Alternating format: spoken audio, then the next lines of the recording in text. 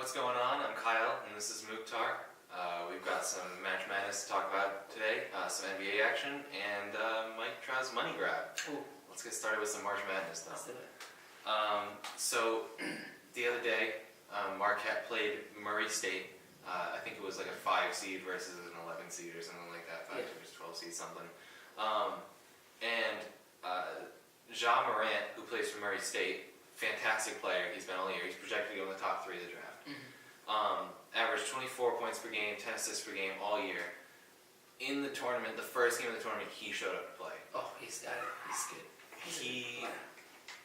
He recorded a triple-double. He had 19 points, 12 rebounds, 16 assists. He is one of only 9 players to ever do that. Draymond Green did it twice. Shaquille O'Neal did it once for LSU, and Dwayne Wade are 3 players of note that have done it in the past. What do you think of Ja Morant? I like the kid. I'm not gonna lie. I'm a Duke fan. I like all those. The fat guy. Zion Williamson. Yeah, Cam Reddish and RJ. I like those 3 dudes, but I personally think John should go number 2 overall. And he's showing it. Like, he can take a small team that's struggling to the big plays. Like, think about it. Some of the NBA teams, they don't have all the stars. Like, especially the guys that are gonna have a couple of like top 5 picks. They're not gonna have 2-3 stars in their team, right? So if you want some guy that can take you from being Phoenix, for example, they need help, and I think A lot of help. oh my goodness. Phoenix needs more than help. Oh my, they need the Lord. I don't know if Phoenix is tanking or if they're just that bad. Like, And I have a lot of trouble figuring it out. They're What's going on with them? How about you? What do you think about him? I like Ja Morant. I know. All right, so I'm gonna preface this by saying I know you can't pass with Zion Williamson. No, absolutely. If you get the number 1 overall pick. Unless you're Phoenix, you don't need another center. Big man. Well, he's not a center. He's like 6'7" or something. But okay, all right. He's big. Right. Well, He's if fast. you're Phoenix, how does DeAndre Ayton play? He likes to be in the middle. This guy Likes to be in the middle. Yeah. What are you gonna do? If I'm Phoenix, I'm trading that away. Get another pick, and get whoever else who wants this guy. Let's say we don't know this. Let's say Phoenix got 1. Who's another bad team? Chicago got 2, and then New York got 3, right? Okay. I'm gonna talk to New York. Hey, New York. You know what the Celtics did a couple years ago to Philly? Yeah. Same thing. Trade away the first pick. Yes. They took Markelle Fultz. Yes. Celtics took Jason And Tatum. get another pick. You need picks. Get another pick. Yeah. The fat man is good, but I'm not picking him because I already have a big man, and I need somebody to help Booker. Yeah. So Here's what I would say. I know that if you're the Bulls, if you're the Knicks, if you're who else is down at the bottom? The Cavs. yes. If you're one of those teams, you cannot pass on Zion Williamson. No. I really don't think the Suns should pass on him either because I think he has a lot of trade value. But that being said, so Ja Morant is a second-year player. Yeah. He's a sophomore. He stayed after his freshman year. His shooting percentage is up. His three-point percentage is up. His free throw percentage is up. His points per game, assists per game, steals per game are all up from last year. Yeah. And I think that his second year in college made him a better player, and I think it made him a better prospect at the same time. Yes. I don't like the one and done thing. Yeah, I'm with you on that one. I don't like one and done teams. You Yeah. know, I mean Duke's obviously the favorite to win the tournament. I don't like one and done teams though. But yeah, I think that the second year made him a better player. I mean, he's more tuned, I would say. The kinks of his game have been kind of worked out a little bit. Whereas Zion, still there's some question marks surrounding his game because obviously he's got the physical traits. But He's got the post the moves, 3. finishing. If you see him shoot the 3, you can see it's not broken. Like, he doesn't take it often, but also at the same time, if he takes more of those, he's gonna. He took a couple of them last game, and he made easily. He didn't have like Ben Simmons. He doesn't struggle when he's shooting, and the form is not bad. His form is good, and I think when he goes to the NBA, when he doesn't have to worry about classes, he's gonna be fine. That is a good point to bring up. Is that in college, you have to worry about not only your shooting form and your basketball play, but you have to worry about your grades. You know, staying in your classes. You know, attending your classes. I mean, if they go to class. Yeah, if they go to class. I mean, Duke's definitely doing. Pay the kids or let them go to the NBA. Duke's doing some shady stuff behind closed stores, definitely. They go to like advanced basket weaving. That means one time every month. That's their class. How many classes do you go to this semester? It's like, dude, what the heck? 6 times. It's like, okay, dude. End of the semester. 13 credits. Elsewhere in March Madness, there were some big games, big games to watch. Belmont versus Maryland was close, came down to the last minute. Iowa upset Cincinnati. Iowa was a 10 seed. Cincinnati was a 7 seed. UC Irvine upset Kansas State. UC Irvine was a 13 seed. Upset the 4 seed Kansas State, who UC Irvine are now the lowest seeded team remaining in the tournament as a 13 seed, because all the 14 through 16 seeds lost. Yeah. Ohio State upset Iowa State. Ohio State was 11 seed. Iowa was a 6 seed. Oregon upset Wisconsin. Oregon was a 12 seed. Wisconsin was a 5 seed. And maybe one of the biggest storylines through the first half of one game was Virginia was losing to Gardner-Webb, who was a 16 seed. I thought, to be honest, they almost lost again. I thought they were going to lose. I really did. Virginia you got can't hot. do it again. You know what I'm saying? Yeah. Learn from last year. Virginia got hot in the second half. That's what ended up happening. Is I was watching that game, and in the end, Gardner-Webb just didn't have the talent to keep up with Virginia. Yeah. They were kind of just outmatched in the first place. But they did I would say hats off to Gardner-Webb because they almost upset a 16 seed, or almost upset a 1 seed as a 16 seed for the second year in a row. And if Virginia had lost that game, if I'm a Virginia player, I'm not showing my face on campus. Hey, what happened? Don't talk to me. I might drop out of school. Transfer. I never played. I was on the bench. I never played. Transfer to Wisconsin, somewhere like that. No, transfer to the school that just beat you. Yeah. And then next year come back and beat them again. Can't beat them, join them. Yes. Come in the rest out. But some of the biggest ones, the 2 that I wanted to highlight, were New Mexico versus Auburn. So I don't know if you watched the end of this game. It was a great game. But basically, New Mexico hit 2 huge threes at the end of the game. And set them up after Auburn hit 1 free throw. Auburn was up by 2 with 7 seconds left in the game. New Mexico drives down the court, and the New Mexico player looks like he passes up a wide open layup. Granted, right, they're down by 2. The layup ties the game. That's what, NBA, I love it, but they're ruining the whole, watching college basketball, it's not as fun as it used to be. Before it was like ball movement, and working as a team. Now it's like, oh, I'm open. Oh, I'm shooting. 3. There's no one in the fucking paint. They're shooting every time. Yeah. Take the easy points. When I was watching that game, and it kind of frustrated me a couple of times. It's like, especially at the end. Yeah. It's like, you're down by 2. And the guy that missed the three free throws. Yeah, that's what I was about to get to. Make 2. So the guy drives down the court. Looks like he passes up a wide open layup. He blew right past the Auburn defense. Looks like he passes up on a wide open layup, passes it out to the guy who shoots the 3-pointer. The guy misses the 3-pointer, and it looks like a bad decision, but the guy who shot the 3-pointer is fouled. So now he has 3 free throws. They're down by 2. He just needs to hit 2 out of 3. He misses the first free throw, makes the second free throw. So he was good. He should have been like, oh, thank God I made one, right? And then he missed the third free throw. But, of course, New Mexico grabbed the rebound. Timeout, New Mexico. This is all happening within the last 7 seconds of the game. Yeah. It's absolutely absurd. Auburn's up by 1 at this point, 78-77, with 1 second left to play. And New Mexico, it's like the gods were shining down on New Mexico, giving them every chance possible to win this game. Because New Mexico had, on the inbound play, got a wide open 3 for the win. And it was near ball. You know what I think they were trying to do?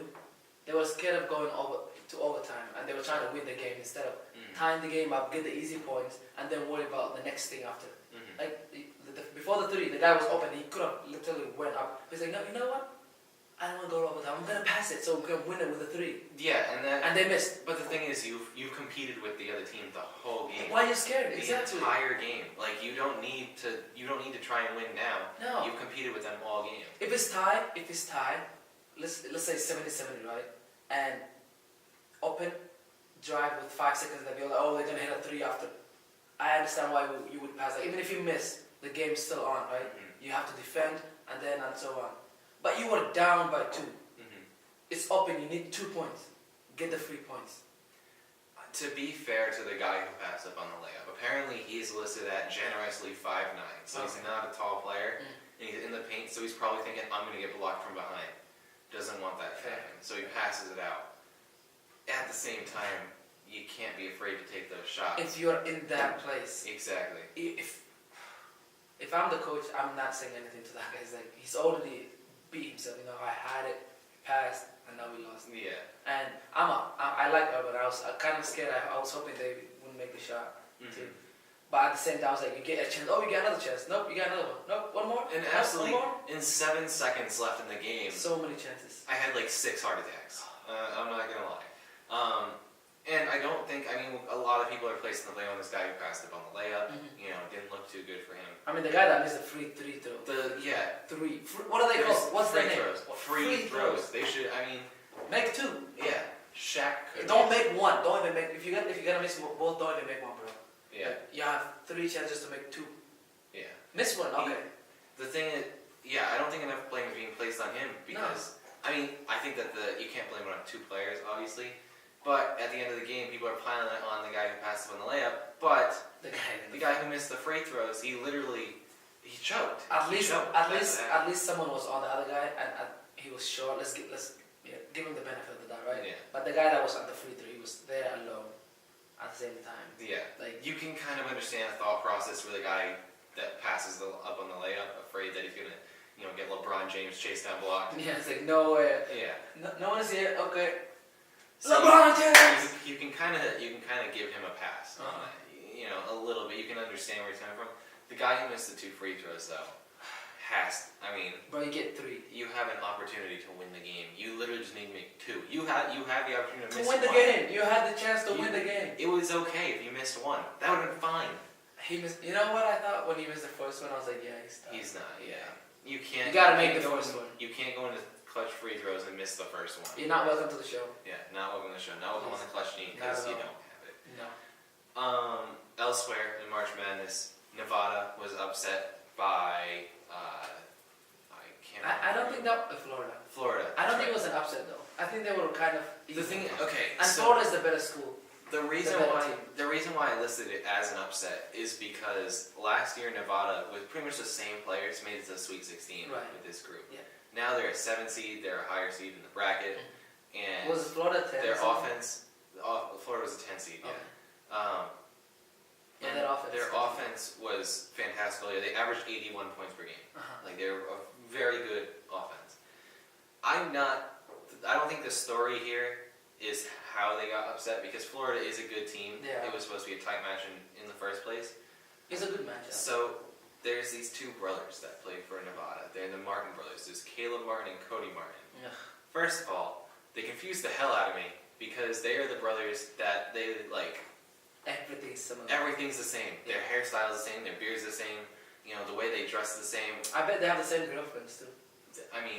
Trade back and forth. You look alike, Yes, so sir. you definitely don't know the difference. Hey. They probably sound alike. Which Which one are you again? Oh, it's like, oops. Let's try and throw up a picture somewhere on the screen of the Martin brothers. But yeah, they look exactly alike, and I hate that. All right, being twins, you already look alike. You're already making it confusing. You're already making it confusing. No, okay? I don't need you to make things more difficult. No, I like it. Why? Because you can do so many things. Think about it. They can attend classes for each other. Right. Also, ladies, the ladies, you can share the ladies. Mm-hmm. If you're both loyal, then this is out of the window. But if you're both players, hey, I'm not feeling Jasmine today. Are you feeling Caleb? Yeah. All right, sweet. Whoop. I hate that they look. No, I like it. I honestly, I wish I had a twin that looked like me, so I could do a lot of stuff. I wouldn't. If I was their teammate, I'd be pretty pissed. Because what if one of them's better than the other? Well, what about if one is good at shooting the 3 and the other one is not? And that's what I'm saying. And he does that, and you're like, yes, this guy's got the bucket. bucket. Oh, he missed it. Yeah, and it turns out Cody Martin is really good, but Caleb Martin, God, don't pass it to him. He's on the bench. Yeah. My God. Oh, I'll talk about their free throws too. Yeah, okay. So that's one thing to go along with the free throw shooting. Caleb Martin went 5 for 22 shooting. There was a point in the game where he was 3 for 19. Stop shooting, my guy. Stop shooting. Stop shooting. Pass the ball. You're not helping your team. You're not Steph Curry. Pass the You're not ball. helping your team. And I don't know if we can insert video somewhere on here. If we can't, I'll kind of demonstrate it here. But he had maybe the dumbest free throw shooting form I've ever seen. Like It's close. the granny shot would have been a better. The granny shot is a great shot. It would have been That one works. It would have been a more fluid form than what he did. Basically, what he would do is he'd get to the line and he'd do his whole thing, and then he'd go like this, and not shoot, and then go. And Florida literally got a lane violation because of his dumb free throw shooting form. Oh, he didn't go yet. Oh. It was, and when he did that, he bricked the free throw. No. I would have put my life on the fact that he would have bricked that free throw. If he would show me how he shoots free throws, and then given me that situation, I would have been like, he's bricking this for sure. Yeah. He's definitely like a 35% free throw shooter. With that form. Oh my god, it was horrible. Yeah. How about you? Don't draft the Martin brothers. All right. They're not going this year. I don't care. How old are they? I think they're either juniors or seniors. If they're seniors, I'm not drafting those guys. But they're very good offensively, but not good enough to get the stupid shooting form and the fact that if you draft Caleb Martin, you never know, Cody Martin might show up to your practice facility. Yeah. You don't want that. You pay him one, that one's gonna come in every other day. You know, they're gonna That's switch. what I'm saying. They're gonna Dude! Imagine that. If they, let's say one of them makes it to the NBA. Oh my goodness. Hey bro, I'm not feeling the game today. We played the Knicks. They're trash. You wanna go play? Yeah, why not? It shows out. And then he turns out he's the one that can't shoot the three, Yeah. so his team is Then it to him. the coach's like, hey! What? Get off! No, twins. I wish I had. Don't draft the Martin brothers. Actually, do it. Word of advice out No, to do NBA it, do teams. Don't draft the Martin brothers. You can confuse people. In other news surrounding March Madness entirely and former presidents, Favorite president. Barack Obama put out his bracket, as he does every year. And as of yesterday, as of this morning, sorry, so we're not including games that have happened this afternoon. It is the 23rd of March for those watching. Former President Obama, had 10 incorrect predictions. But he correctly predicted the UC Irvine upset, the Florida upset, and the Oregon upset. I can't believe he didn't put Vermont. I know you're watching, Barack. Come on. Yeah, come on. Pulling out for older Vermont people. Come on. Disappointing. You, on the other hand, in our bracket thing that we have going on, have 6 incorrect predictions. So, I think I might throw Obama on the hot seat. In the great sport of gambling, that we haven't put money on it. No, not I at want all. to put that out there. NCAA hungry, NCAA. You are the better American than Obama I'm not even an American.